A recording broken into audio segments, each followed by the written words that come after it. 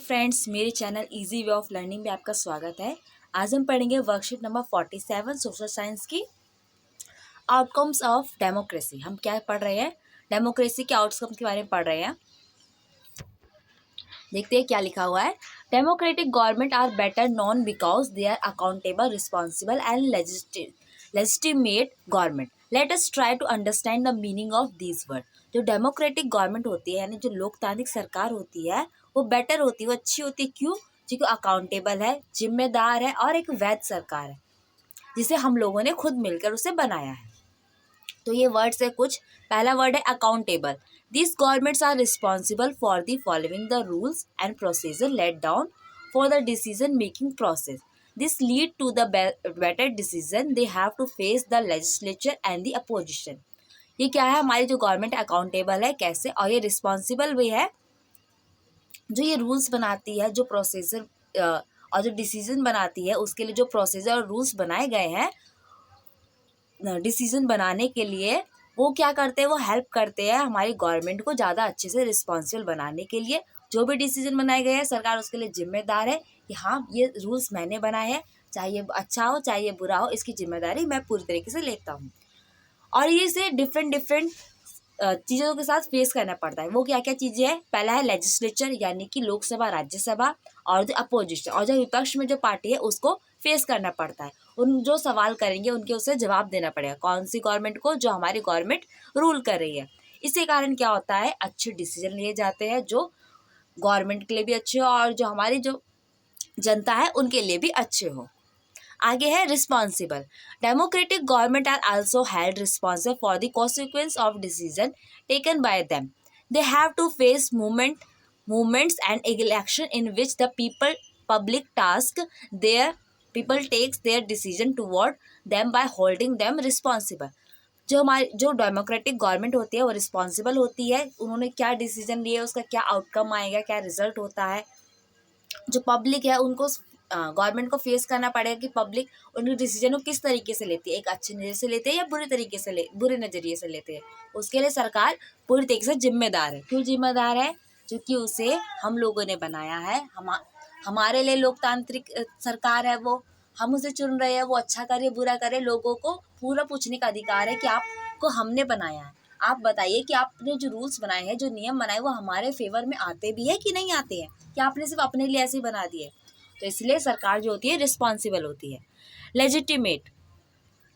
Democratic governments are certainly superior to other regimes because they are legitimate government system. It is a people-owned governance system. People have to choose them it themselves. That is why this form of government have a strong presence all over the world and have the support of the people.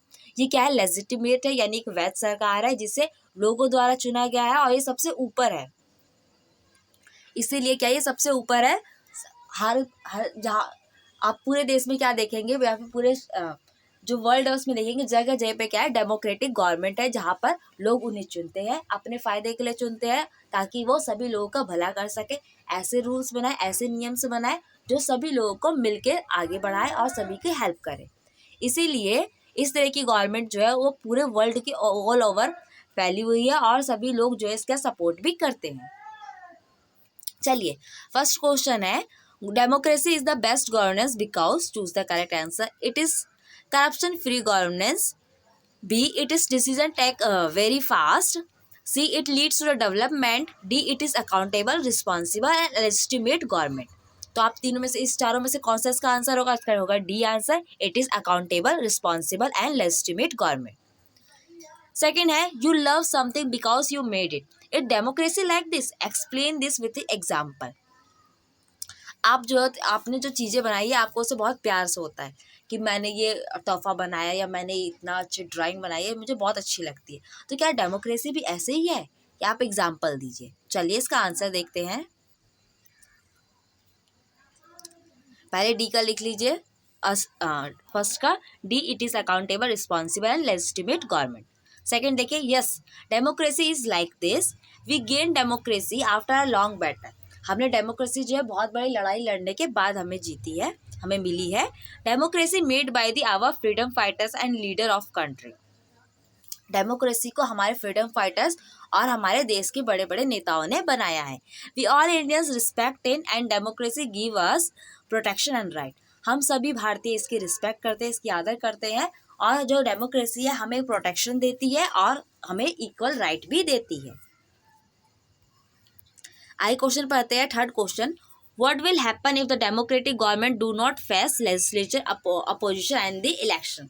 क्या होगा अगर जो democratic government है वो legislature, Lok Sabha, Rajya Sabha, opposition की party और election को ना फेस करे तो क्या होगा? तो इसका आंसर है, if democratic government do not face legislature opposition and election they lost their democratic nature and become government like absolutist. अगर democratic government legislature, Lok Sabha, Rajya Sabha, opposition की पार्टी और चुनाव, इलेक्शन को अगर ना फेस करे तो क्या होगा? उनका जो डेमोक्रेटिक नेचर है यानी लोकतांत्रिक का जो उनका भाव है वो खत्म हो जाएगा और वो एक निरंकुश सरकार बन जाएगी, जो वो अपने मन से करेगी, जो उनको अच्छा लगेगा वही काम करेगी, और क्योंकि उन्हें किसी को कोई भी जवाब देना नहीं पड़ेगा। फोर्थ क्वेश्चन है, you will be responsible for many things in your life, what are democracy responsible for. जैसे हम अपनी जिंदगी में बहुत सारी चीज़ों के लिए रिस्पॉन्सिबल है, वैसे ही डेमोक्रेसी किस किस चीज़ों के लिए रिस्पॉन्सिबल है, बताइए। तो इसका आंसर है, democracy responsible for equality, liberty of thought and expression. Democracy responsible किस किस चीज़ों के लिए है? इक्वालिटी के लिए, हमको समानता देती है, लिबर्टी देती है थॉट की और एक्सप्रेशन की, इक्वल अपॉर्चुनिटी एंड राइट देती है, give us right to vote, ये हमें वोट का अधिकार भी देती है, equality in justice, no one is lower and upper, हमें जस्टिस के सामने क्या देती है? इक्वालिटी देती है, कोई भी बड़ा या छोटा नहीं है, सभी को समान अधिकार है, सभी को इक्वल अपॉर्चुनिटी मिलती है और सभी को वोट देने का अधिकार है। फ्रेंड्स, यहाँ पे हमारा वीडियो कंप्लीट होता है। आई होप आपको वीडियो पसंद आई होगी। इसे लाइक कीजिए, कमेंट कीजिए, अपने सभी फ्रेंड्स के साथ इसे शेयर कीजिए ताकि वो भी आसानी से वर्कशीट को कंप्लीट कर सके, और मेरे चैनल सब्सक्राइब करना ना भूलिएगा। Thank you.